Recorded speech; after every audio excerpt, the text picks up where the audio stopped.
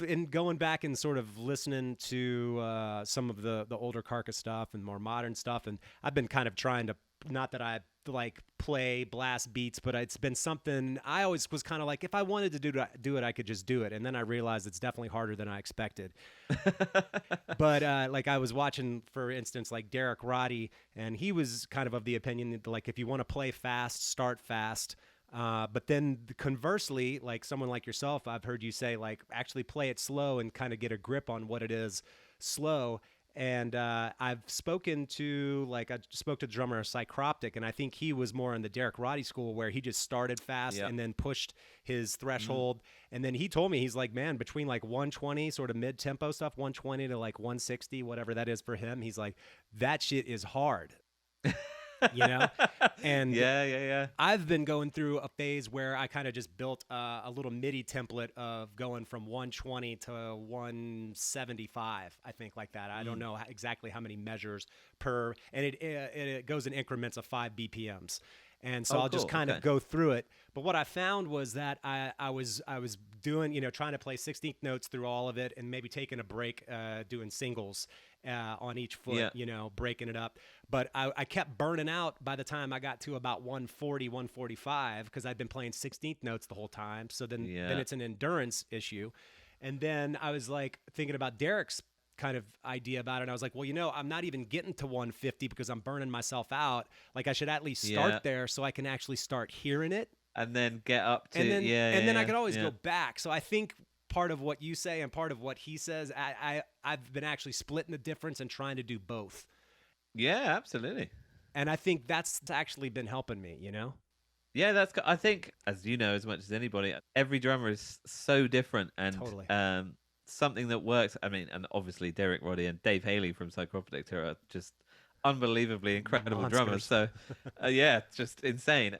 So obviously, I would never go against what they say, because you know that whatever they're doing is working. Do you know what I mean? For real, unbelievably well, much better than I could ever do. But all the stuff that I kind of tell people is it's stuff that's worked for me. It's the way I found my way to do stuff.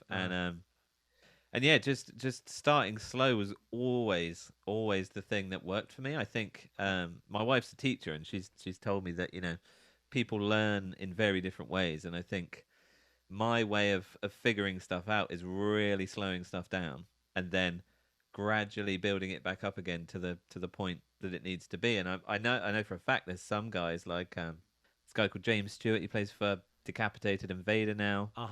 There's a couple of other guys I know as well, and they're those kind of dudes. They just go straight in. They're just like, they were just like, well, yeah, you know, I wanted to blast beat, so I just started blasting. Wow. And I was like, oh shit, like, and they were like, yeah, you know, I just figured out, I just had to learn it, so I just went straight in and was just like, right, okay, so blast beats from day one, you know, as fast as I can, and then I'll just, you know, slowly build up the endurance over time. But you know, they weren't like start slow and then build it up. It was just like as fast as I can, and then go faster, and then go faster and faster and faster. So and faster and faster.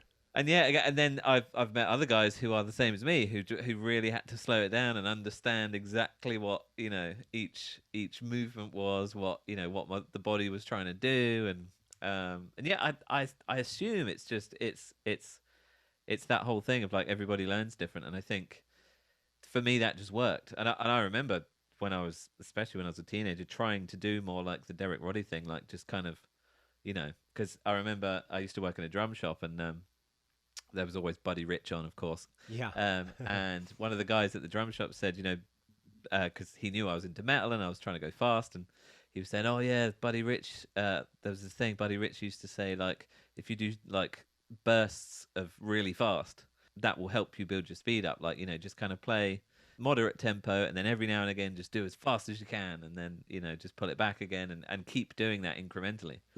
And I was like, well, if Buddy Rich says it, then that must be, you know, it must be how it works. And then I tried that for like, I remember for months, and I just didn't get anywhere. And I remember just being really frustrated, like, shit, man, if Buddy Rich says it and I can't do it, like, what the fuck is wrong with me? Totally. So yes, and I think just over the years I found that that way was the best. And even now, like, I still when I'm doing, like, especially if I'm getting ready to play shows or whatever, I still start at 120. Like, if I'm doing bass drum stuff, I'll start at 120. Mm-hmm. I'll do 16th notes at 120 with a basic groove, and I'll play that for at least a minute or so, Yeah. and then I'll move up to 130, 140, 150, 160. 10 minutes or 10 BPM. Yeah, increments, and then I just go up until, as you say, almost until I can't go any faster or I can't go anymore, and my legs are like, ah. Right. But I almost find like doing that, starting slower and then gradually moving up, has helped my endurance as much as anything. And I think, especially, when you're playing headline sets, especially with like Carcass and stuff, it's an hour and a half. I've really noticed those kind of exercises really help instead of just playing the set. It's like, because if I just practice the songs, then that's great, and obviously I do practice the songs as well as much as I can, but just practicing the songs, if there's anything in that day that's fucked me up, like I've had it's a long travel day, I haven't had any sleep, or I haven't really eaten, or I'm a little bit hungover, I haven't got that buffer to kind of help me with the endurance, if you know what I mean. So doing these really long, I mean, it's super long and really boring, all these exercises they do, but I know. doing as I'm sure, as you were just saying, you're experiencing it as well, but it's for me, it's a kind of necessity. I feel like I don't think I can perform as well as I can, especially on an endurance level, if I don't do these kind of exercises from really slow to as fast as I can go. And it's just, again, I think it's just the way that works for me. And I wouldn't necessarily say it works for everybody, but I'm going to shout from the rooftops that it worked for me because it has. Right. Derek Roddy's the king, so I know, right? I can't take away from him either. I know, right?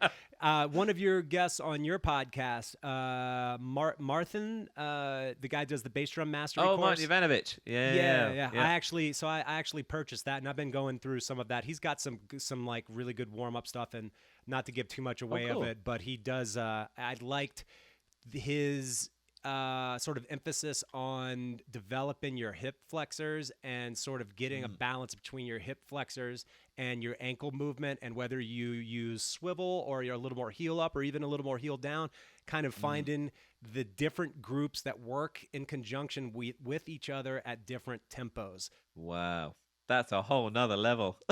Wow. That's what I kind of read into it, because that's what I've been struggling with, because what works for me at 120 form-wise doesn't work at 167, 170. Yeah. So I'm having to be more conscious of how this stuff is working together to try to get there. That's what I took from. Muscles and posture and all that kind of stuff. Yeah, and I guess that's a whole other side of it and I think Martin is... He's really, really hot on all that muscle stuff and like why things do the things they do at certain tempos, and Correct. Whereas I think a lot of drum teachers are just like, just keep going, man. Keep going. Yeah. He's very analytical, Martin.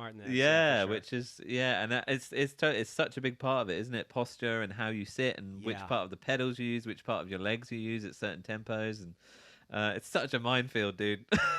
It is. But to your point though, because everybody's different, it's a little tough not doing it in person and having someone be like, okay, move this a little bit this way. It takes so much experimentation, and there's so many variables between, like, if you have a big dumb clown foot like I have and you're playing a shorter pedal, which I've always played, and then the spring tension is some way, and then the beater's at a particular angle, and then there's all these variables, and it's a lot to try to figure out how to get you there. Some people stumble into it, I guess, some people just blast through the pain and get there. Yeah. Everybody's, like you said, has different ways of getting there, but man, the double bass thing is, and it's one of the reasons why I love talking to people, because it's always been kind of my Achilles heel. It's been such a pain in the ass to develop for me, and just be really fluent like my hands are, it's been a bitch.